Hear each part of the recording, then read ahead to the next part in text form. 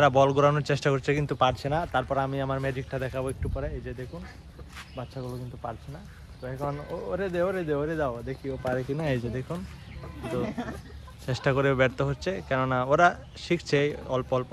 তো এখন আমি আমার ম্যাজিকটা থেকে ভাই ক্যামেরাটা ধর, বলটা দে। হ্যাঁ, তো গাইজ দেখুন আমি কি পারি কিনা। তো ও হচ্ছে না কেন আমারটা। ও না, এই যে গাইজ দেখতে পাচ্ছেন ওরা না পারলে অনেক কিন্তু মোটামুটি পারি। এই যে দেখুন। তো গাইজ কেমন লাগছে আমার বল ঘোরানোটা,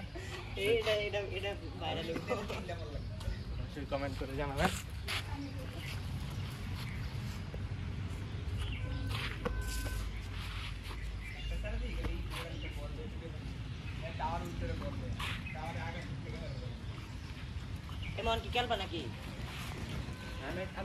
এই যে প্লেয়ারের অবস্থা।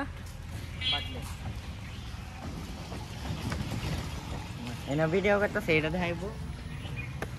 তো গাইজ আমার বল ঘোরানো শেষ, এখন আমি বলটা বাচ্চাদেরকে দিয়ে দেবো। এই যে নে বল, তো বল দিয়ে দিয়েছি। আমার বল ঘোরানো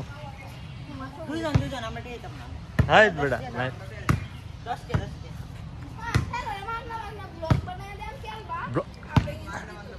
কালকে ব্লগে বানাইতাছি না, কালকে মনে হয় 1-2টা ভিডিও বানাইছি বেটা। এর আগের দিন তো 10টা বানাইছিলাম, তোরা খাওয়াইছি। ও তো মনে কর যে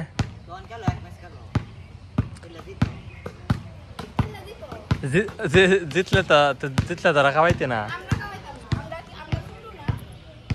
মামা ছোট থাকলে তোরা কম পারাস নাকি? বাচ্চাগুলো আমাদের সাথে খেলতে যাচ্ছে কিন্তু আমাদেরকে নাকি খাওয়াবে না। এটা কি হয় গাইস?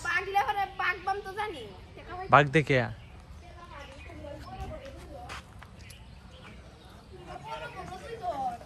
তোরা 3জন দিছি, মেয়াদ দেড় একটা খেলে যা।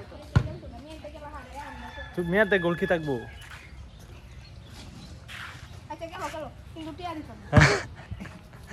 তো গাইস এই ছোট বাচ্চাটা কিন্তু অনেক চালাক, বুদ্ধিমতী একটা ছেলে।